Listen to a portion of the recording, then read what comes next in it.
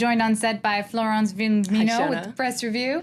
In France, a lot of focus on an anti-government protest group that started in Brittany. That's right, they're calling themselves the Red Caps, les Bonnets Rouges, so a reference to the revolutionary days, the Frisian Caps. So let's take a look at the Parisien. They're taking a closer look at what started as a protest movement against the government's road tax, the eco tax, but it snowballed into a general anti-government movement with very violent demonstrations. We've been seeing a lot of images coming out of Brittany. Now, the government has come under criticism for seemingly giving in to their demands for backpedaling on the eco tax, but Le Parisien points out that the government is putting its foot down against those red caps. For instance, the red caps had called on the government to completely abandon the eco tax as some sort of an ultimatum, but Prime Minister Jean-Marc Ayrault has said, no way, that's not going to happen.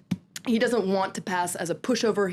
There's a lot of fear within the government that this could become somewhat of a contagious movement that could spread across France.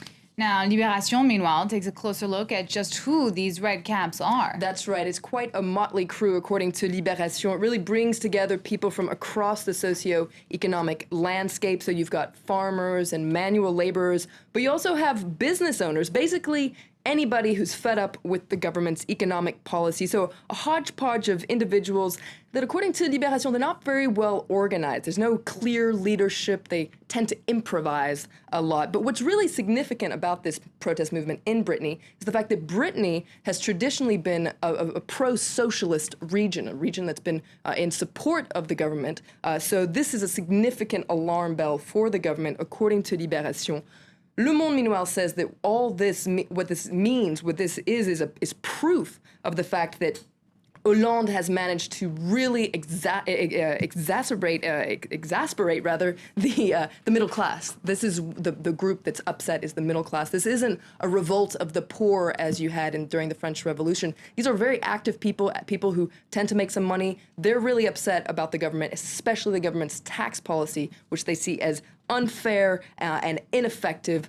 So Le Monde says this is the crew that's the red caps here. It's really the middle class. Now, a lot of papers are focusing on how the government is reacting to all this. That's right. Le Figaro, so the right-leaning paper, is saying that the government is shaking in its boots. It says that this is just the latest challenge to the government. So a lot of ministers at the heart of the storm are becoming riddled with doubt. You can read that on the front page of Le Figaro today. And in fact, more and more ministers are starting to voice their disagreement with the government's policies. And according to Le Figaro, François Hollande, the president, is increasingly isolated and powerless, and you can read about that in the editorial today.